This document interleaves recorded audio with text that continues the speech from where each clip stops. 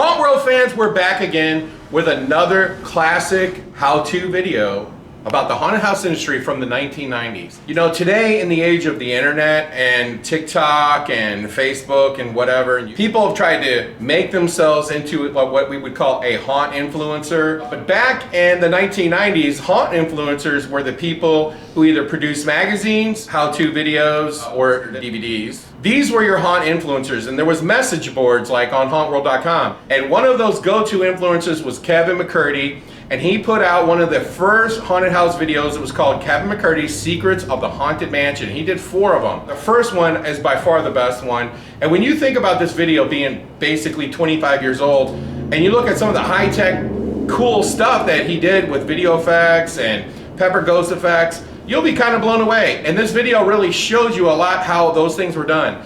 Kevin McCurdy and his crew was kind of like hired guns. They were mostly scenic painters before there was scenic painters in the haunted house industry. And now you're gonna get to see it. So make sure you like and subscribe to our page because we got lots more cool videos coming, including new videos where we're gonna show you how to do things, tours through all kinds of cool attractions. So make sure you like and subscribe so you get a notification.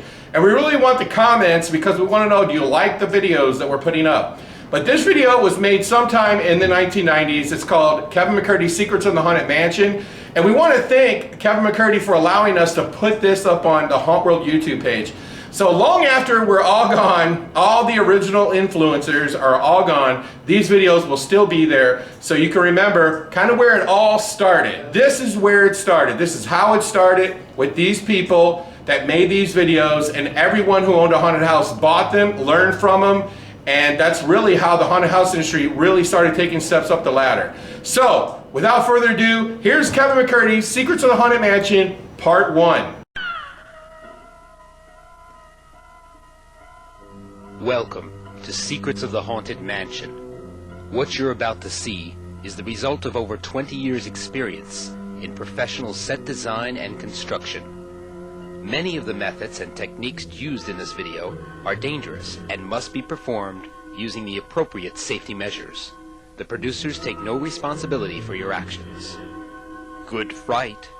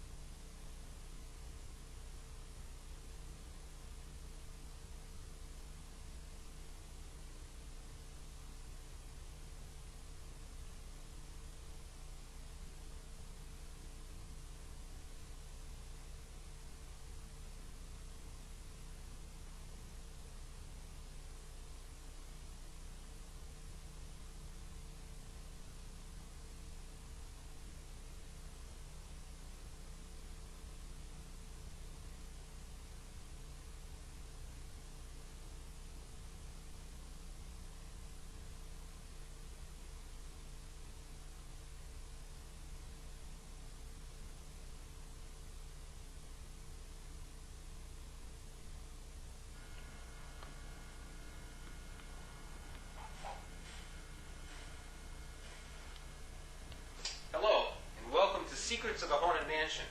My name is Kevin McCurdy. And I'm Jeffrey Urban.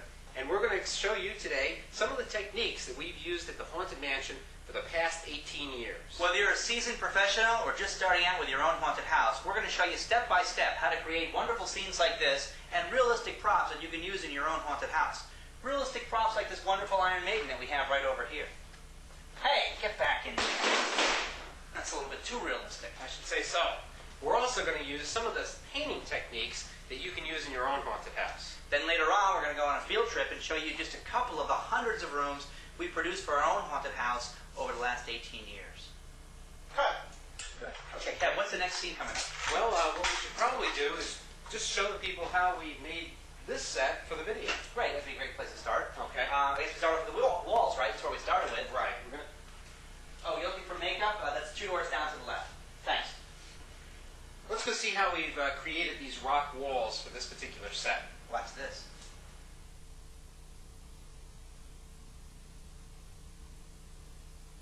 One way you can get some stone walls in your haunted house is to paint them directly onto the wall surface. Kev, can you show us how you do that? Sure. What we've done is we've laid out the stone pattern, okay?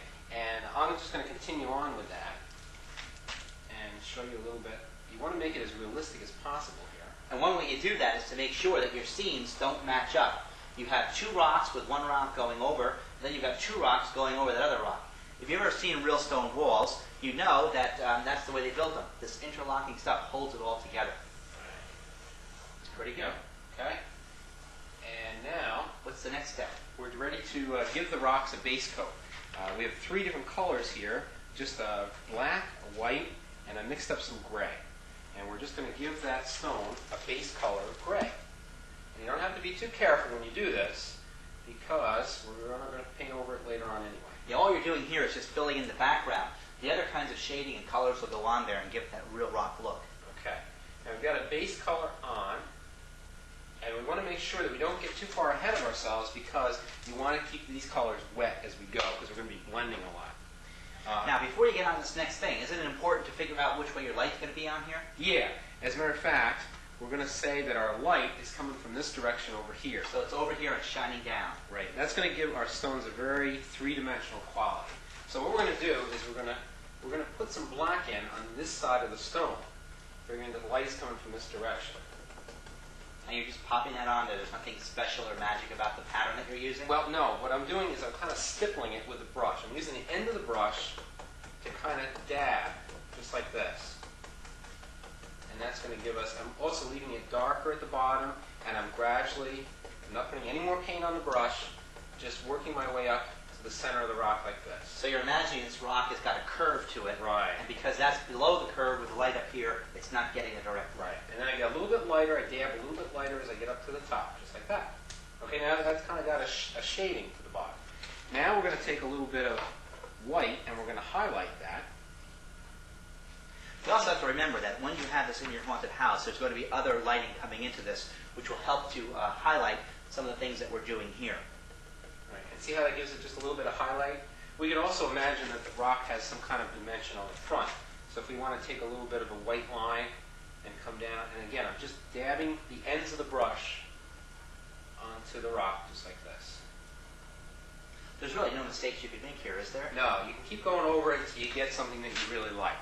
Okay? Now I'm going to continue on, and we'll come back and see how the mortar lines look in a minute. Yeah, in the meantime, let's take a look at some stone walls so we can see what kind of patterns you may want to use in your haunted house.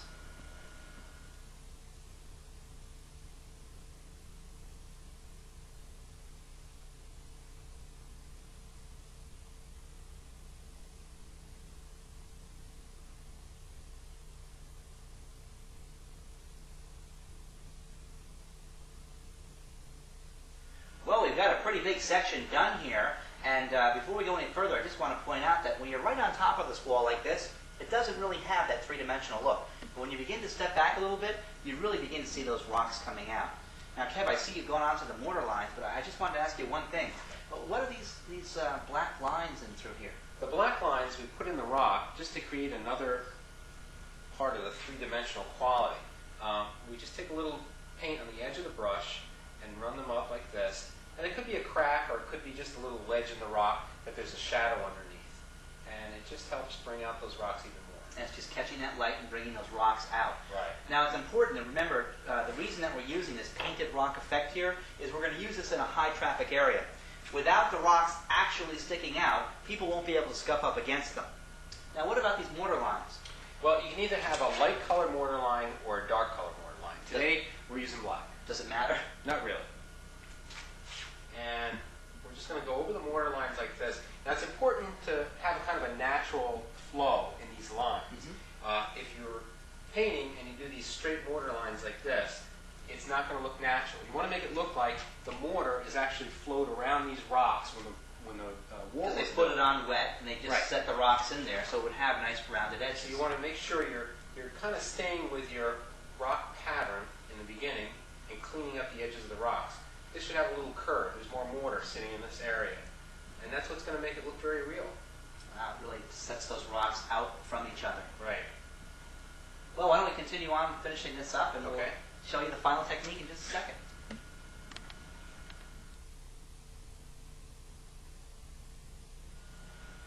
The final aspect of preparing our stone wall for our haunted house is to apply a technique called spattering.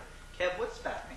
Well, it's a technique that we use to soften the entire look of it. What we've done is we've taken about 3 parts water to 1 part paint, in this case black paint. And what we're going to do is thin that down enough so that we can spatter using the brush. We take most of the paint off the brush at first like this, so it's not dripping. Okay, and then we want to stand back a little bit. Okay. And with a flick of the wrist, you spatter the entire piece, and that kind of helps give it some texture too. I'm going to do this a little bit more, and you can be as heavy or as light on the spattering as you like, but the most important thing is you want to keep it kind of even, just like that. That really does pull it all together, give it some nice texture. It gives it a nice, full, complete, three-dimensional look. Now, you just use black on this, or could you use other colors as well? First, you could use a black spatter, then you could go back over and use a lighter color spatter if you like. Wow. That gives a great look for our haunted house with our stone walls. And don't forget, there's also going to be lighting in the room, which is going to accent this even more. Now, let's take a look at another method of stone wall production you can use in your haunted house.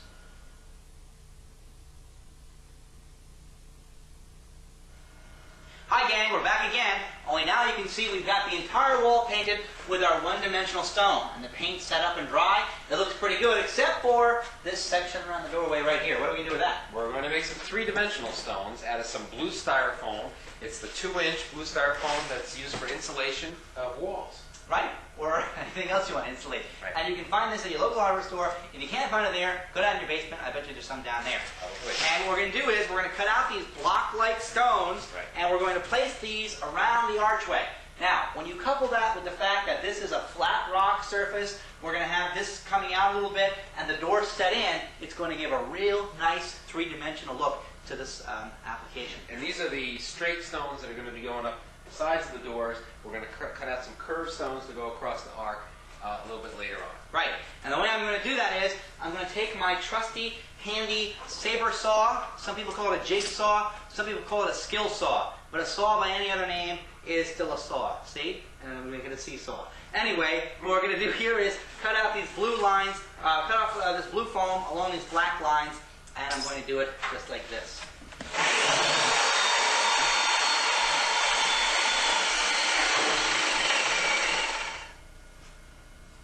Oh, that didn't take long. No, it didn't take long at all. It only took me about 10 minutes real time. It would probably take you 15 or 20 because I'm a professional and you had to buy this video. And if you notice on some of these rocks, I didn't follow the lines as closely as I should probably have. Right. But only Mother Nature can make a pure rock. And when Mother Nature makes them, she numbers each one by hand. That's the kind of craftsmanship that she involves herself in.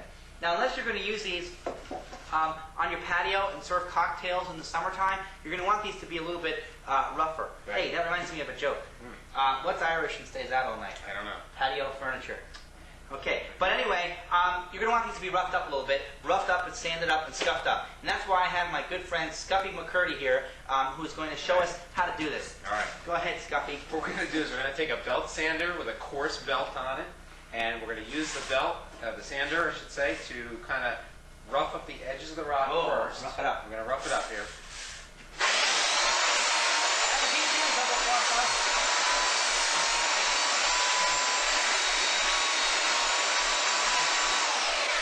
Now, I've taken down all the edges here, created some more surfaces, and now... Can I just do one little safety Sure. tip? As you're doing this, you'll notice that this is producing lots of fine little styrofoam sawdust. Right. You're going to want to wear a dust mask when you do this. We're not wearing one because we're on TV. This won't hurt us. But those of you that are out there at home, you regular mortals, this will in fact be harmful to you, so don't be breathing this. Please use a dust mask. Right. That was a public safety announcement. Very good. And now we're going to use the edge of the sander here to kind of draw a line down the rock like this. And what that does is it makes this nice little ridge here, okay? Which, once that's painted, we can highlight that ridge and it'll give a feeling of three-dimension. Also, when the light hits that, it'll make a real nice rocky type effect. Right. So I'm going to continue on and sculpt. What's that? It's my rocky invitation. Oh, very good. We're going to continue on, sculpt some more stones, and we'll be right back.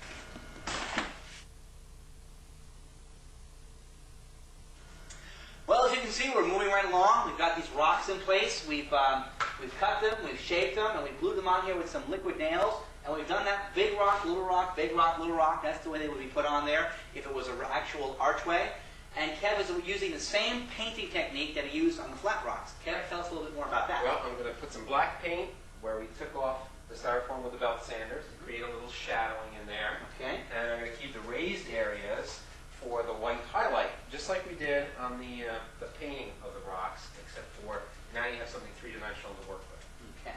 And it looks really good. It's really giving that three-dimensional look. It looks a lot like rocks. It's turning out perfectly excellent. And I'm not just saying that because I helped to work on it, although that is in large measure why it is turning out that nicely. But moving on here, we've got to do the archway up at the top. And all you do for that is you cut off a little section here, you put in a piece of blue foam, and you shape it to this curve here, and you keep working your way up until you get to the keystone. Keystone is very important to our set because that's where we're going to put our little gargoyle. I had a dream about a little gargoyle. Did you really? She was a gargoyle of my dreams. No, that's not very funny. No, but it will appeal to that section of the audience that I seek to reach. All right, here's our keystone. Ah, here it comes now. There it is, and that's going to go right above the door, just like that. And the gargoyle will go on top of that. You know, this keystone, you got to make it. It looks like a little bit. It almost looks like a pizza shape. If this were to continue down, it would look like a pizza. A little slant. Right, except that it's been cut off here, and there's no pepperoni or mushroom on top of this. So you just cut off like a piece of pizza at the midway point, and that would be your keystone. Speaking of pizza, I'm hungry. Are you? I'm starved. Well, let's go out and get a pizza. All right, sounds good. Okay, you're buying, right? I'm buying this time. We'll be right back. Oh yeah, stay right there. Right on.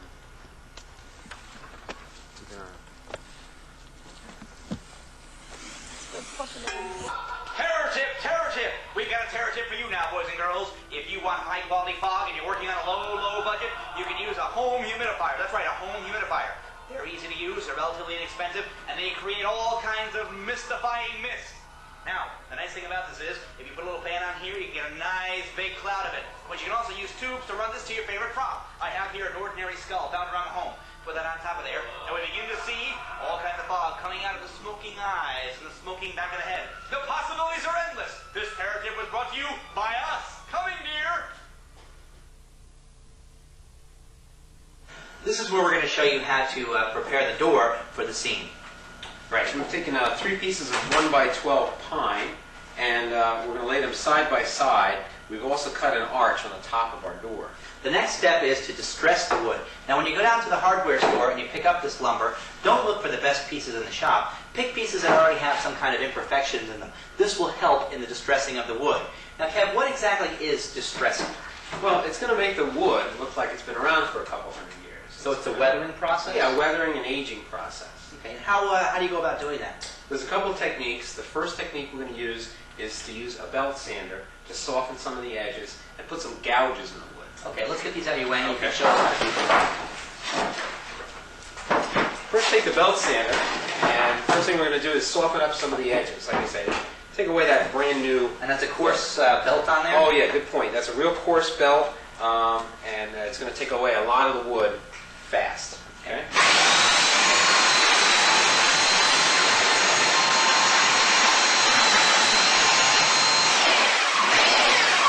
Okay, so the effect you're looking for here is what? Well, to kind of round off those edges, to roughen up the surface a little bit, which is going to help prepare us for the next phase. And like I said, to put some gouges in there, make this wood look like it's been around for an awful long time. Okay, like monsters and people like that have been grabbing onto that. Right. Okay, so what's the next step? Well, we're going to continue this all over the board. We can also use the edge of the belt sander to create some gouges in the center of the wood too, which is also very helpful. So you're basically using your belt sander to do everything that your junior high school woodshop teacher taught you not to do. That's right. But now you're doing it to the wood. Right. Gotcha. Method number 1 of distressing this wood. And I don't know if you can pick that up with the camera, but we're getting all kinds of nice textures and grooves in here that we put in here with the sander. The second procedure we're going to use to distress this wood is a little bit dangerous, and you're going to want to take some safety precautions. The first thing is, you should be doing this outside. The second thing is, you're going to want to have a fire extinguisher handy. Finally, you're going to want to make sure that you use the proper safety goggles to protect your eyes, and maybe a face mask, and you don't want to wear loose clothing. We've done away with those things here just to show you this procedure. When you do them at home, make sure that you use them. Kev, what's the second thing you're going to do here? Now we're going to burn the wood, and that's going to take off all the soft grain and leave the harder grain standing. We're going to then wire brush it, and that's going to get rid of that soft grain. It's going to bring out the grain, very three-dimensional. So by burning this, we're going to take down that other stuff. Right. Okay, now what are you looking to do here? Well, as we burn the wood, you kind of see the lines. That's the soft grain that's being burnt away, just like that. We're going to do this whole section, and then we'll get the wire brush out to show you exactly what happens. Some of those darker lines there, the big darker lines, are showing the contour that we made a moment ago with the sander. Okay. You're going to want to take your time and be very careful with this. This is not a procedure you want to rush along with. And if you're under 12 years old and easily catch on fire, you better have an adult do this for you. Okay. There we go. Now we're going to grab the wire brush, and we're just going to go with the grain. Use the wire brush.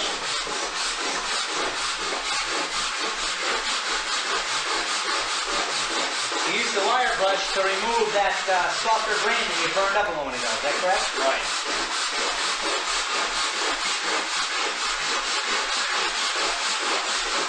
Okay, and it takes a little while. It takes a little pressure. It takes a little muscle. There we go. Wow, look at that. It's starting to look old already. It's still a little warm. Right. It is. Be careful with that. So you just continue this throughout the whole board? Right. Okay. Well, why don't you get to work there? All right. We'll check back in a minute and see what the third procedure is. While Kev pretends to screw in that last screw, let me show you what we've done with these two techniques so far. We've got the gouged out lines along here from the sander, and the rest of this was achieved with the burning out of the torch. And I dare say those two techniques together look adorable. Very funny. And also, we have these two pieces of horizontal wood here to hold the door together. And now we're ready to detail it some more. What's the next step? Well, the next step is we've cut out some hinges out of some Luan, quarter-inch Luan plywood, and we painted them black, and we're going to apply them to the door. You can use any shape you like. This one happens to look like a lizard. But you can use whatever reptile shape appeals to you. Sure. This one looks a little bit like a newt, actually. Yes, it does. I wonder if it's Newt Gingrich. Okay. And you just screw that right in there like that. Just like so. Now, it's important to remember, this is not the real hinge. The real hinge is already been put on there, which allows the door to open freely. This is just one of those detailing effects. Now we're going to detail it even more by using these little wooden plugs that you find at the hardware store. There's different shapes. These happen to look like little mushrooms. There's a little curve on the top of them. And we're going to put them on the doors like so. Like on the hinge, I should say. And Let's say an eye. Yeah, it looks like an eye. An eye of Newt. This is going to simulate that the hinge is being held on by these rivets. And I've already painted the rivets with a rust color paint, and in a moment we're going to dry brush the hinge to match. Okay? Now we've taken a little bit of rust colored paint in here, like I say, and we're going to dry brush. We have very, very little paint on the end of the brush. And we're going to start at the top of the hinge and just drag that down. I'm hardly applying any pressure at all, just pulling that paint down from the top, like so. And maybe highlighting those little rivets again, so it has kind of a rusty look to it. Okay? And there you go. And you catch, you do the same thing with the bottom, and that's.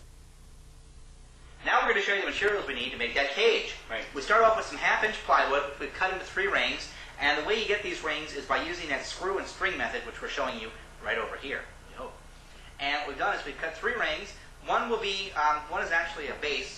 That will be the base of the cage. The middle ring will then become the top, and the outer rim becomes the middle. And when we put our ribs up here, that'll be suspended like that and create the body of our Iron Maiden. Okay.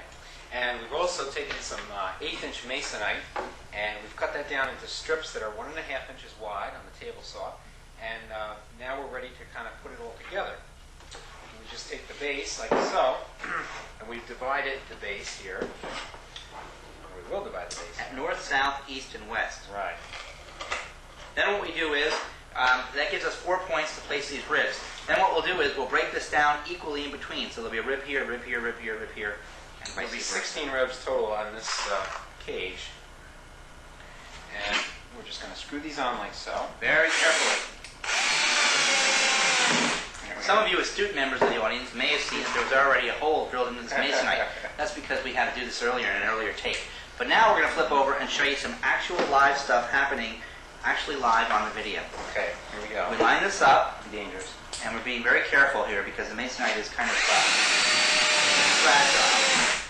Okay. Okay, now we very carefully roll this over. Right. And what we're doing here is just creating the north, south, east, and west points. Oh, west point, it's not far from here. And what we'll do is, that'll give the structure as we begin to put the other rings. Like so. Now this may seem really flimsy at first, but once you get all these ribs on there, it's going to become pretty sturdy. Right. And we're just going to continue on. We'll put a couple. Thank you. We're going to put a couple more of these ribs on, and then we'll be back to put the middle ring in. Put another rib on the body. Right.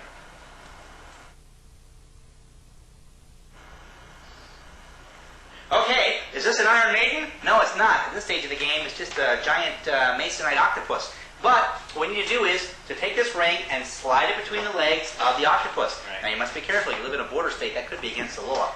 Okay. We're going to take the center rib, which is coming up from the base down there, I feel like God. Didn't he take the center rib? and we're going to screw that in to the middle ring at that corresponding point up here. Right, that north, south, east, and west point that I talked about. Right. Hey, we're not far from west point. West point. And we've measured all these ribs at the 5.5-foot mark, so we know exactly where they go on the ring. That would be about where the shoulders would be if you were to actually put somebody in the Iron Maiden. Right. So we're just going to screw all these ribs down, and then we'll come back and we'll show you how to do the top.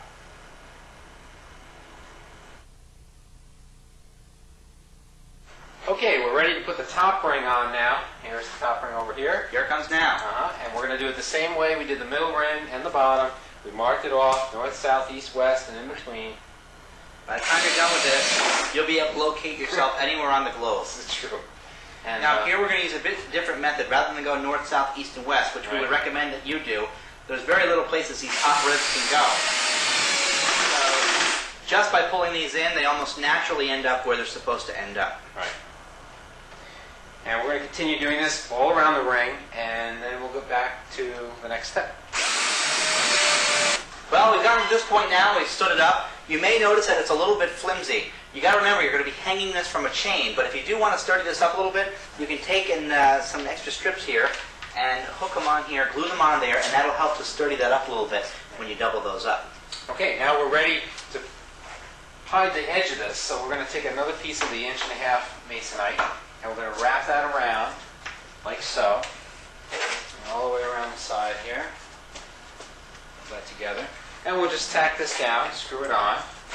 And if you want, you can do the same thing to the top and to the bottom plate, and that'll Makes it look a little more hide sinister it. Yeah, by giving that. gives it a little width, makes it a little bit more believable, and it also hides the edge of the plywood, which we'll want to do. When we're going to paint this up later, we're going to put some rivets on it, and we're going to rust it, and it's going to look just like it's made out of steel. So you may have noticed we left the top open. Now you wouldn't do that. Could you hold that? You wouldn't do that in a real Iron Maiden because the person would climb out the top. So what we're going to do is we're going to just take two boards. We're going to crisscross them like this, put that on the top, which will prevent anybody from climbing out, and also give us something we can hang our chain from. We'll just trim that off. Right. Okay, so we're going to go ahead and put a coat of black paint on this, and we'll come back and show you how to detail a little bit more.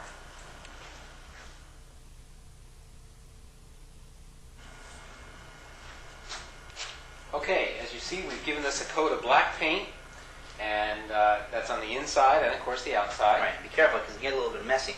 I had to climb in there to paint that. And now I'm taking some rust-colored paint, and just like the hinge, I'm just dry brushing that on to make it look like this is a little rusty.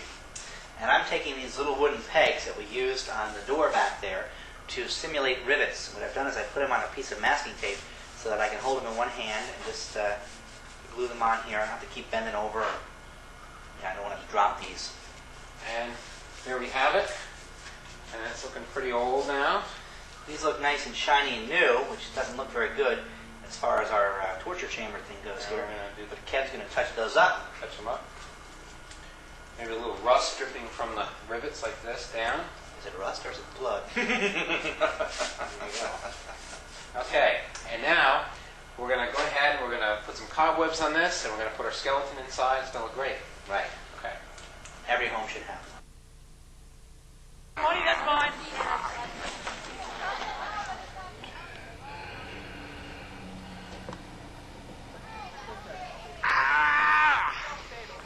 For you. Take it off the pocket as quick as you possibly can. Terror tip number 2. Pay attention, there'll be a quiz on this later on, boys and girls. This time we're talking about sound. If you want great quality sound, like the kind you're hearing now, like the kind you'll be hearing in a moment, then there we are. Then what you want to do is use a car stereo. These run on 12-volt power sources. You can hook an entire cabin of these together. The other nice thing about them is that you can record on the left and right channel. So you can have a wolf howling over there, or you can have a guy laughing over there, and a girl screaming over there. Or you can have guys laughing at the girl who ought to be screaming over there. Now, oh, there she is. A little quicker next time, guys. The other important thing about this is make sure that the stereo's got auto reverse. That way you can keep these wonderful sounds going over and over and over again. Okay, knock it off. That's enough. Now remember, boys and girls, it's important to use this because you can find these are inexpensive to make great quality sound, and they're probably as close as that car parked out in front of your house. Ooh, lightweight.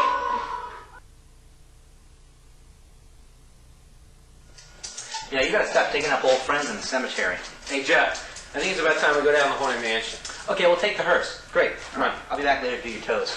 Let me just change into the other shirt I'm wearing in the other scene. Okay.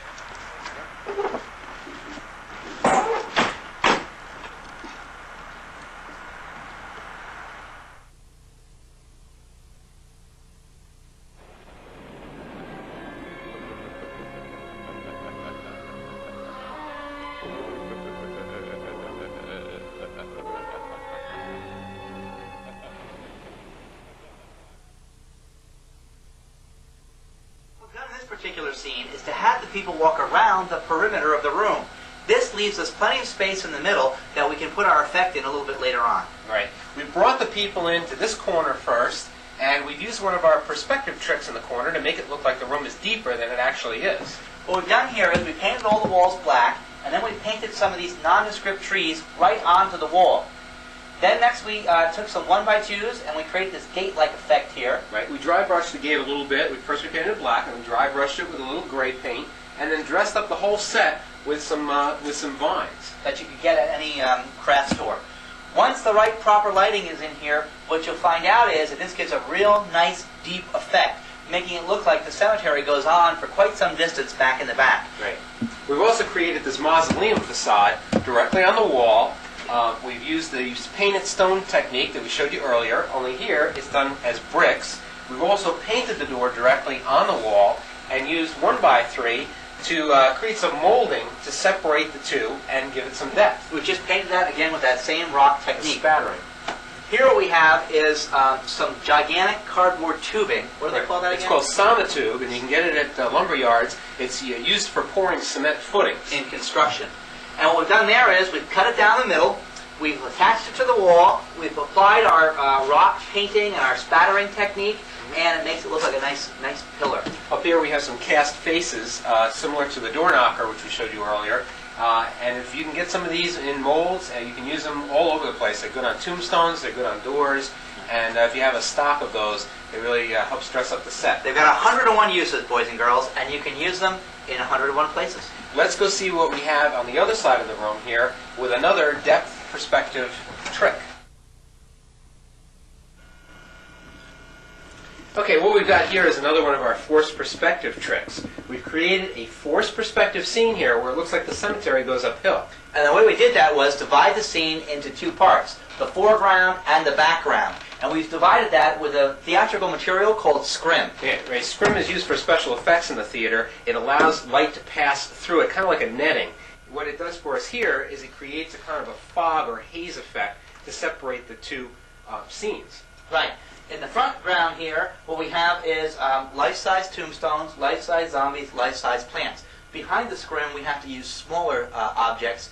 As they move up the hill, they get progressively smaller. Right. We've carved some more tombstones back there out of that blue foam that we used earlier with the stones, and we've even made a miniature mausoleum up in the back. Looks really cool.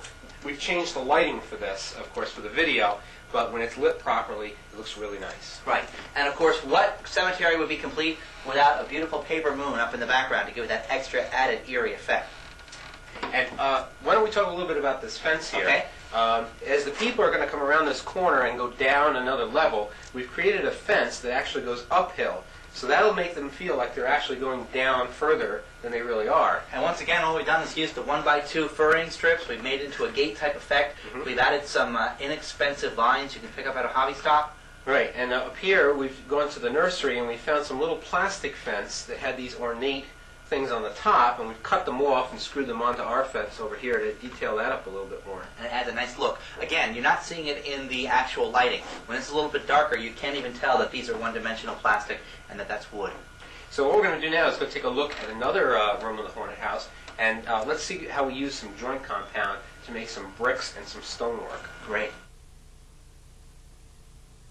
You know, one of the things we've used down here at the Haunted Mansion for the past 18 years, more than anything else, More than black paint? more than black paint, More than drywall screws? more than drywall screws, More than hot glue? well, maybe not more than hot glue, I was going to say, we use a lot of hot glue down here. is joint compound, and we use this All to right. texture the walls and the props. Here we've created a brick pillar, and we use the joint compound to simulate the bricks and the mortar. Right, and to do that, we just make a wooden box and then make that application, and it ends up looking like a pillar.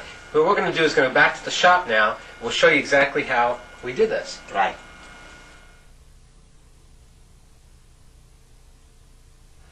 Ooh, that looks delicious. Is it done yet? No, you can't eat that. That's joint compound, and we're going to use this to create the texture on our walls. So we want to put on a nice, even layer, like so. Not too thick, not too thin. And before you do that, you might want to mix your paint in there.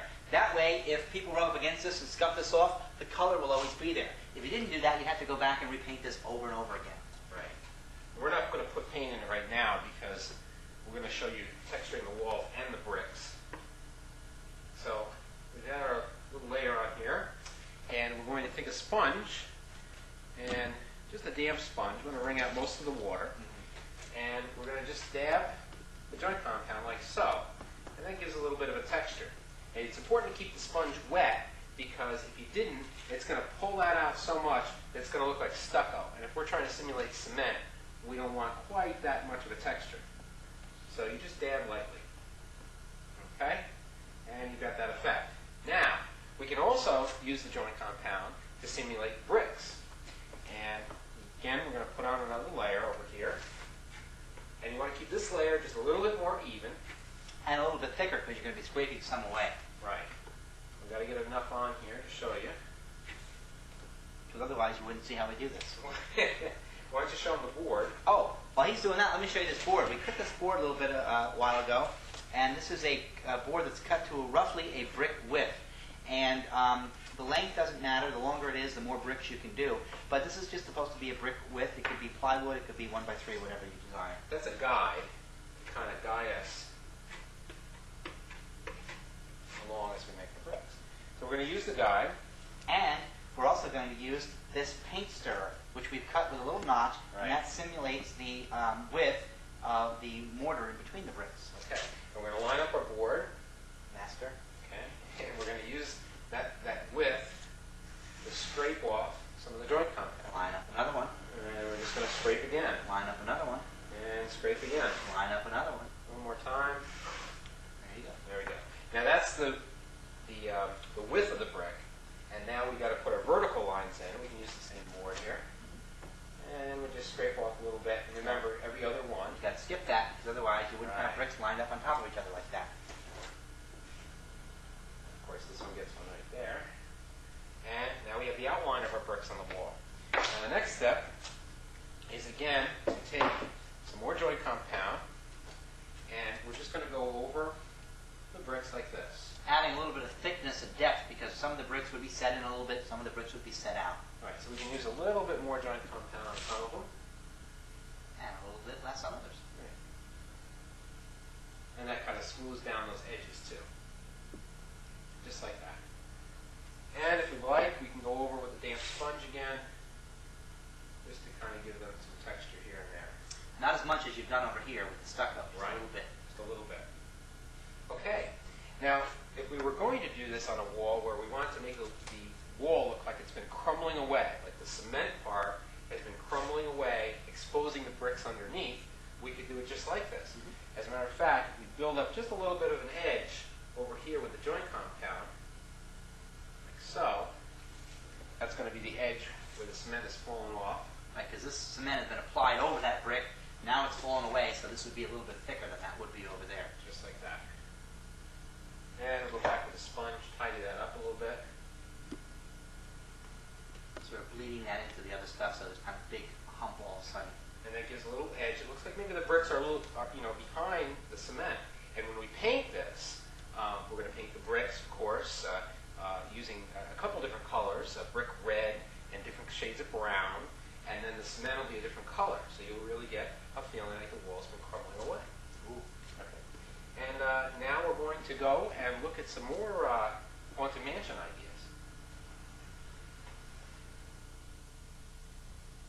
Okay, here we are in the mausoleum, and we've used the joint compound in here to texture the walls. We've applied the joint compound to the wall, went over it with the sponge like we showed you before, and then we painted the whole thing gray.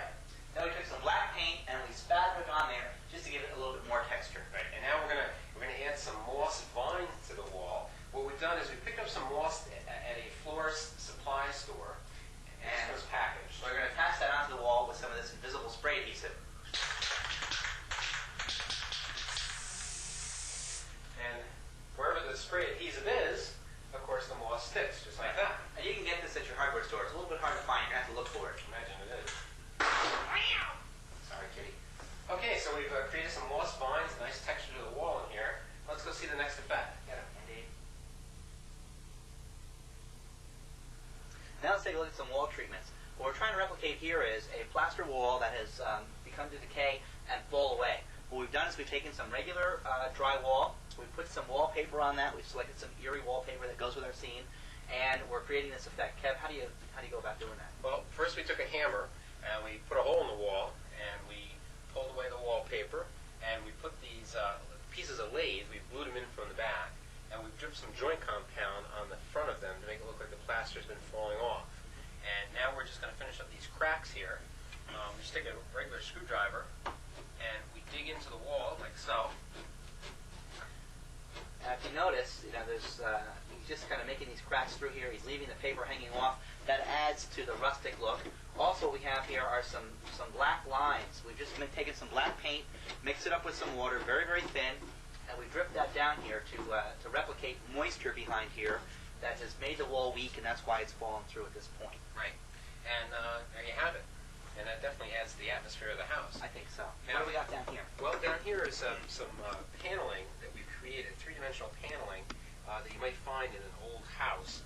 We've done it by just taking some 1/4-inch Luan and some 1x3 for spacers. We've cut out the Luan in these rectangular shapes here, and we've run 1x3 around the inside and put another layer of paneling on the back. Then what we did was we took a router and we gave a little bit of texture to this with our router bit, and that adds a nice rich look to that. And we painted this using like an orange-colored paint first and then a brown glaze. And with a brush, we've gone back and put in some wood grain to make it look like mahogany. Looks really nice. When you put this together with the wallpaper up here, it makes a nice look for libraries, and those kind of Any things. old rooms of the house. Right. Okay, great. Okay.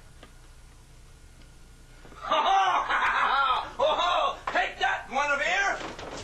Yow! Oh, Guinevere! Are you Not okay? Guinevere, it's me. Oh, I'm sorry. Trying to make sure the Iron Maiden illusion was ready to show these people how we do it. I was helping you point that out. Every year we like to involve the audience with an audience participation effect. So what we do is we have our dungeon master take one member of the audience and place them inside the Iron Maiden. Then he takes those swords and sticks them in. But one of our assistants have taken them out the back and replaced them with a skeleton. So the next time the Iron Maiden's open, it's just a skeleton inside. Now it's very important you have somebody back there to take them out, because as you can see, these swords are real. Thank you, David Copperfield. You're welcome. Let's go over here and take a look at the throne that we've created using a couple techniques. This is a throne that we made using self-sculpture, which is what we do is when we take muslin and we use polyfill, which is what they use to stuff pillows I with. pillow stuff with that. Right, and we've kind of created a little pillow here. And with a staple gun, we've kind of poked it in here and stapled it down, kind of sculpting out this skull and these ribs. Then what we've done is we've taken some plywood and we've cut it out into these rib shapes. This is just regular half-inch plywood with that painted technique that Ken was talking about earlier. A little bit of splatter. You mix the two together and you get this beautiful throne. Yeah, thrones of bones. Thrones of bone. There you go.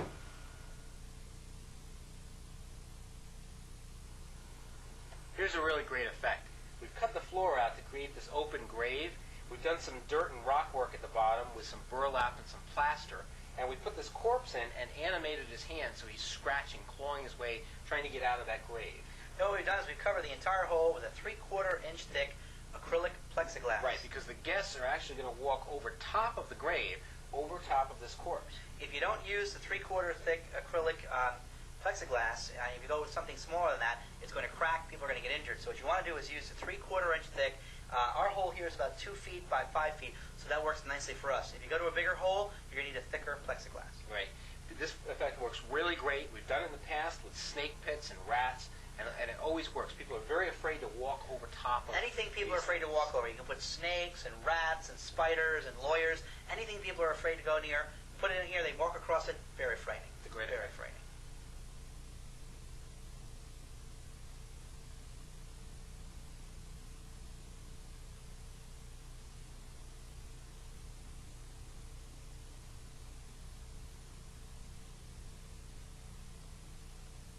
As you saw in the video, we created this nice little set of the vampire and the casket, and we've done it in a space no bigger than the size of a closet. First, we started off by distressing the walls by mixing up some sawdust and some paint and applying that to the wall, and then dry brushing. We've also put on some patches of brick. This happens to be vacuum-formed brick, but you can use styrofoam to make your bricks. We put that on the walls to simulate that the walls have been crumbling away. Up here on the ceiling, we've taken some cheesecloth and we've torn that up with a razor blade, and we've hung that down from the ceiling, and that kind of gives an effect of cobwebs up there. It looks really eerie. So there you have it. With a couple more props like this candelabra and some spiders, you get a nice little scene here. Okay, Jeff, you can come out. Jeff? Jeff? I'm not in there. I was down at the commissary getting a donut. You like one?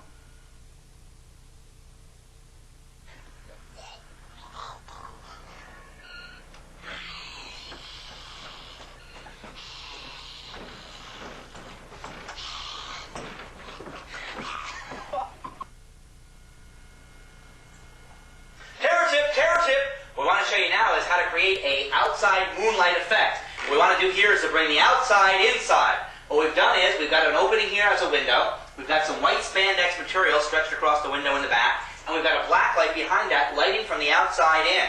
Then what we've done is we've taken some foam core board. We've cut out this shape here, this nice Gothic window. But you could use any kind of a window for this. And you can put in some nice fluffy clouds and maybe some spooky trees. It'll create a nice effect. Once you add a couple baying hounds, boys, you got yourself an effect.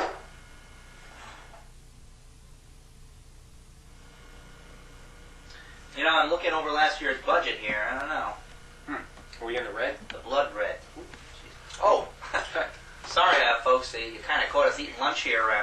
With the production schedule being what it is, we got to eat on a run here. Right. But we were just sitting down looking at some photographs of some of the past mansions. And you see, each year at the Haunted Mansion, we developed a theme, and we carried that theme throughout the whole house. Last year, we had the theme of a ghost train, and we built a train station. Some of the other, what's that? Judge Eo asked me to hold on to this. Oh, I'm going to put that away. So let's go back now and take a look and see what some of the past mansion themes have been, and some of the rooms that have been inside. All right. Chip? Oh, thank you.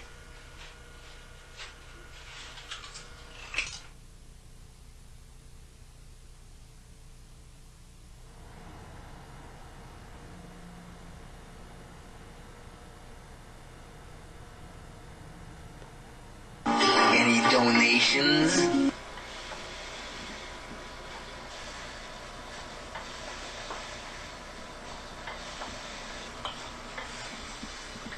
Okay, triple.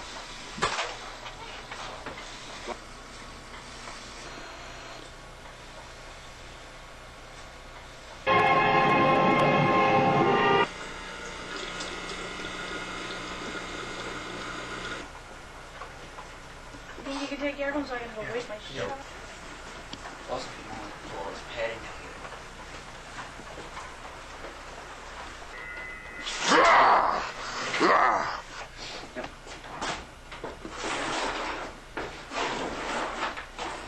You want me to pull on you? No. That's what I was worried about. I'm sure.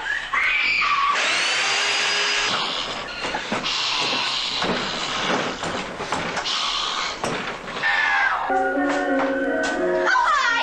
You must be my new nannies, right? I usually hope you all stay longer than the other ones did, don't you? Because you know what? They all left. What am I? Oh, would you just check my closet for me? I'm so afraid it's in there again. By the way, it's a non-hallucinogenic action triggered by a combination of insecure developmental processes and disturbances within a unilateral dimension. You know, don't you? It's the boogeyman. So I'm just gonna check my closet for me. Okay, just check it, okay?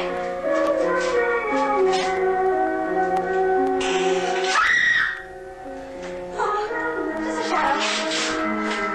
I know. We're gonna play a game, okay? It's called hide the teddy, okay? I'm gonna count to 5. You're gonna hide that little teddy right there, okay? Okay. 1, 2, 3, 4, 5. Surprise! What's that? This is Consuela. She was my very, very first nanny. I like her much better now.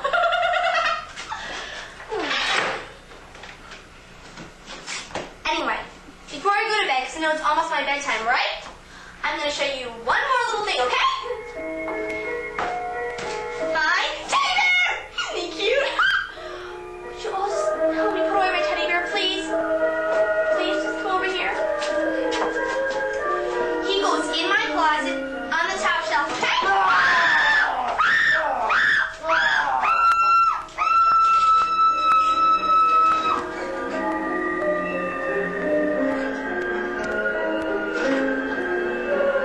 Go. Okay. Ready. And go.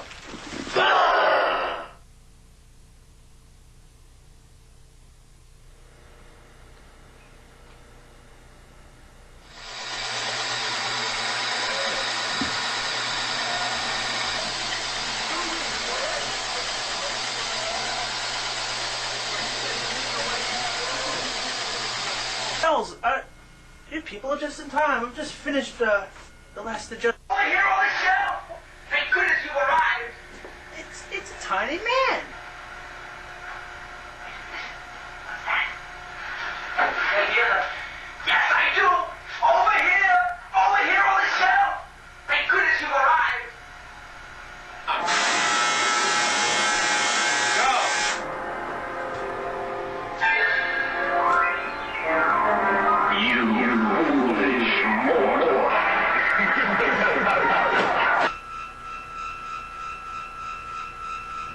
You to concentrate on that.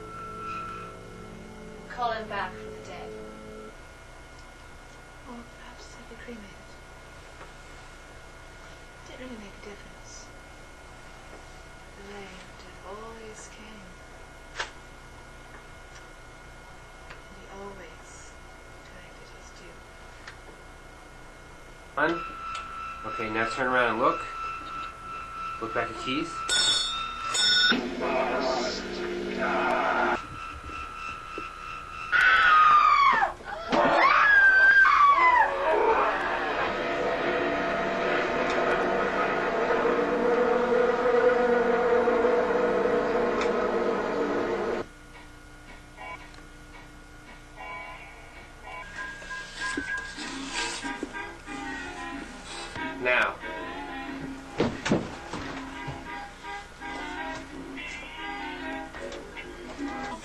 sideshow, where we exhibit for your viewing pleasure the strange and unusual.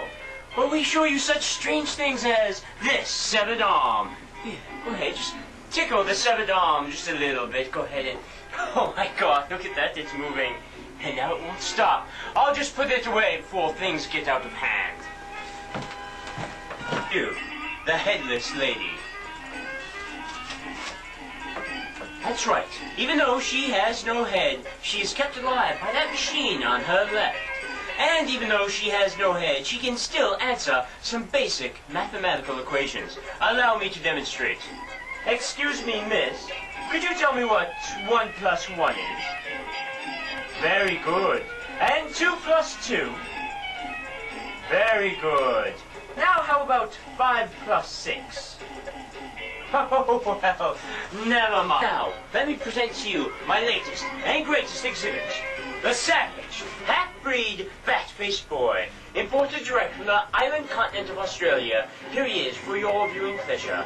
Dark's world-famous, bat-faced boy!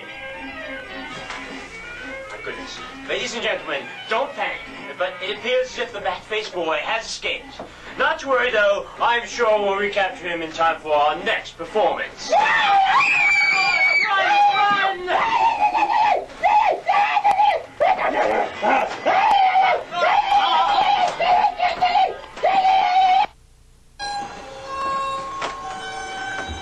Howdy, folks. Mosey right on in. Who young lady are an outsider? Was our poor sheriff's dying words. Come on, show some respect.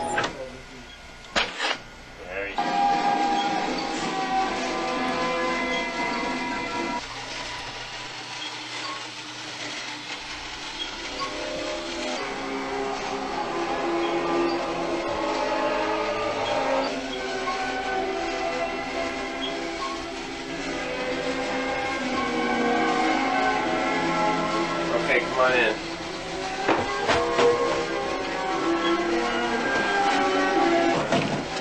Hey, come out.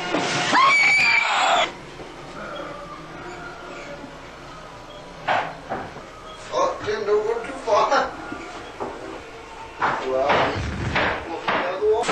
Running after we get out of here?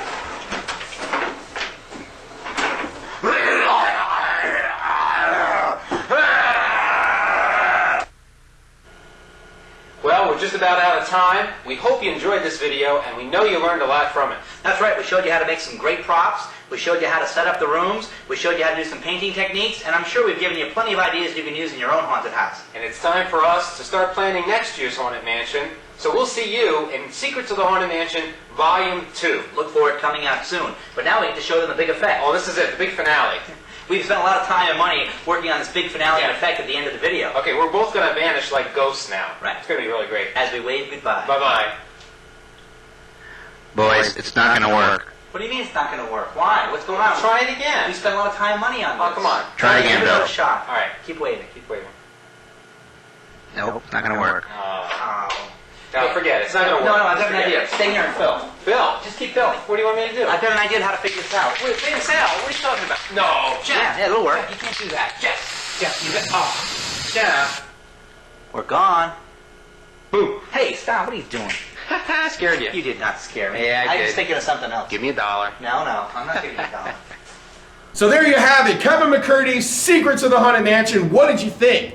Leave your comments below because Kevin wants to know, what do you think in these videos, part 1, 2, 3, and 4, and this is part 1, that still apply today? What did you take away from these videos that you would like to incorporate in your haunted house? A video made 25 years ago, what do you think it offers you today? We'd love to hear your comments. Make sure you like and subscribe. We do have other how-to videos at hauntedhousesupplies.com. Make sure you find the scariest haunted houses in the world at hauntworld.com. And until then, we'll see you next time from Hauntworld. Until then, happy Halloween. For scary videos and more, subscribe to our YouTube page, huntworld.com.